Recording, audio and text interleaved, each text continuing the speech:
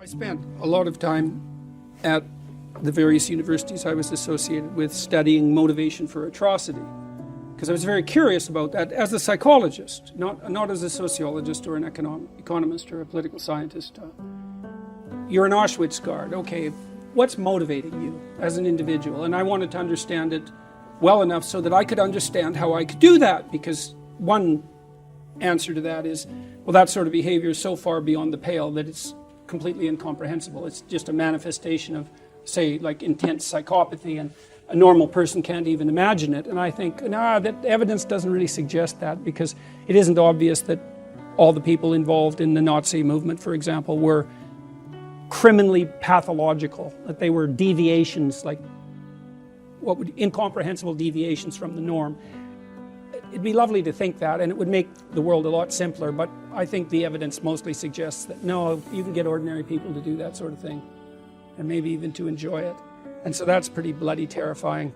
And so I tried to understand that, and I think I did to some degree, although we can't go into that. A fair bit of that's a consequence of envy. It's the spirit of Cain, I would say, if you had to sum it up in a phrase. But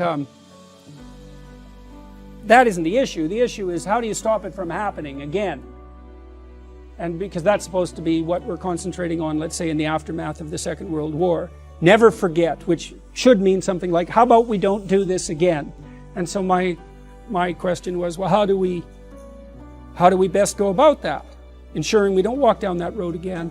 And my conclusion was, because it was fundamentally an issue of individual psychology, most fundamentally, more than economics, more than sociology, all of that.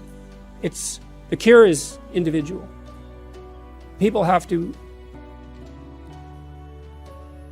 act as ethically as they are powerful, or else. And so I've been trying to convince people to do that, I suppose, or to put forward, not to convince them precisely, but to put forward an argument about why that's necessary and why it's on them. It's like, no, this is on you. You got to understand this problem. It's you. You don't get it right, it isn't going to work. And so how do you do that? Well, you start with what you have under control in your own life, because where else are you going to start? You look to yourself. Put your house in order. Don't be worried about some other person walking the satanic path. And that's what activists do all the time, right? It's you. It's the corporations, like it's someone else. No. It's you. And I think that's also fundamental to the Judeo-Christian doctrine, is that it's you. It's on you. Redemption's an individual matter. And so my hope is that if enough people take themselves with enough seriousness, then we won't end up in hell, because we certainly could. It's a high probability. And I also don't think that you can be motivated enough to put your house in order to the degree that's necessary merely by being attracted, let's say, to the potential utopia that might emerge as a consequence of that. So that'd be a vision of heaven, let's say. No, you need to also be terrified of hell. Think, well, there's no such thing. It's like, just because you haven't been there doesn't mean there's no such thing. It's like, you have to be pretty bloody naive to think there's no such thing. Like, how much evidence do you need? And how does it come about?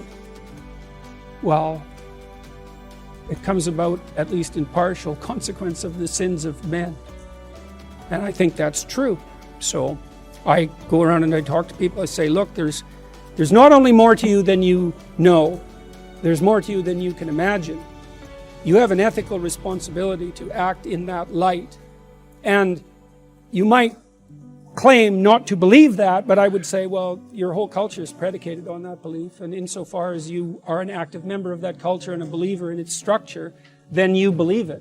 You might not be very good at believing it, you might be full of conflict and doubt, and you might not be able to articulate it, but it's still right at the bedrock of your culture, this notion of what? The divine sovereign individual. Is that not what your culture is predicated on, that idea? The logos inherent in each person? It's something other than that? I've never seen a credible argument made to show that it's anything other than that. You know, you can say, well, rights are attributed to you by the state.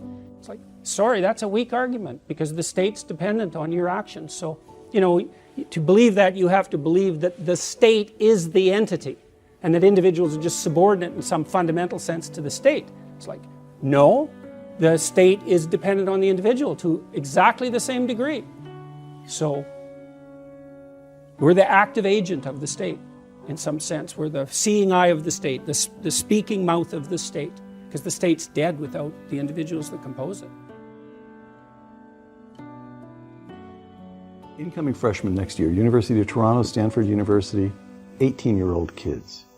Coming into this, we've been through 3 years of COVID. I won't rehearse it all. One sentence, what would you say to them as they begin university at the age of 18 or 19? What's the restorative, the redemptive sentence? What should they do? Don't be thinking your ambition is corrupt. You know, because that's part of the message now. Human beings, we're a cancer on the planet. We're headed for an environmental apocalypse. The entire historical structure is nothing but atrocity, etc., etc. Anyone with any ethical aim whatsoever is just going to pull back. You don't want to manifest any ambition, support the patriarchal structure, exploit the environment. You've got to crush yourself down. You shouldn't even have any children. It's like, no. There's no excuse for that. There's zero excuse for that. I saw a professor at an event, something like this. He came out and trumpeted this bloody, environmentally friendly house he built. And, you know, fair enough, man. It was a pretty interesting house, but not everybody had the $4 million that it took him to build it. And I'm not criticizing his money even. It's like, he's had some money. Good for him. He built a house. Okay. But then to trumpet that as a moral virtue, well, you're pushing it there. And then he came out to all the kids and he said, you know, my wife and I decided that we were only going to have one child. And I think that's one of the most ethical things we could have possibly done. And I would strongly encourage you to do the same. I thought, you son of a bitch. You get up in front of these young people. A lot of these kids were children of first-generation immigrants from China. And he showed all these images, you know, of these terrible factories in China, these endless rows of sterile mechanism that were subordinating all the Chinese people to this terrible, you know, capitalist machine. And I thought, you don't understand. Half the audience is looking at those factories and thinking, that's a hell of a lot better than struggling through the mud under Mao, buddy. And so I don't know where he thought he was, but to come out in front of all those kids and basically tell them that the whole human enterprise is so got corrupt that the best thing they could possibly do is limit their multiplication, and to think of himself as a scholar and an educator was just, I did say something, by the way. It was rather uncomfortable, and he stomped off the stage. But that's no message for young people. There's no excuse for that. And you think, well, you know, we're going to destroy the planet. We have to do this. We have to demoralize the youth to be ethical. It's like, yeah, really, that's your theory? You're going to demoralize young people to be ethical? That's your theory? It's like, you should go home and think about that for like a year. And I'm passionate about this, you know, because you have no idea how many people that's killing. You have no idea. I see people everywhere, all over the world, they're so demoralized, especially young people, especially young people with a conscience, because they've been told since they were little that there's nothing to them but corruption and power. It's like, how the hell do you expect them to react? You know, well, I shouldn't do anything then, you know. Dr. Jordan Peterson on what was the phrase? The divine sovereign individual. The divine sovereign individual. Thank you.